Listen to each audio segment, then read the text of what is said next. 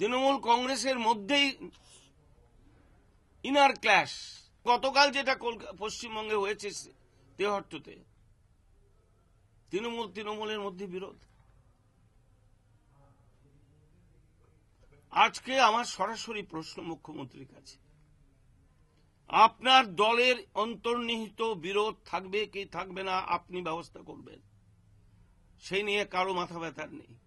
কিন্তু আপনার দলের বিরোধ মানুষকে ক্ষতিগ্রস্ত করবে কিনা, জনসাধারণের স্বাভাবিক জীবনযাত্রায়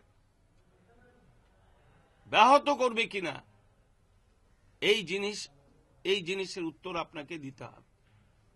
যদি জনসাধারণের জীবন এতে ব্যাহত হয় তাহলে কিন্তু আমরা মনে করব আইন শৃঙ্খলার গুরুতর অবনতি ঘটছে, এবং আইন শৃঙ্খলার গুরুতর অবনতি ঘটানোর জন্য তৃণমূল কংগ্রেস প্রত্যক্ষভাবে দায়ী।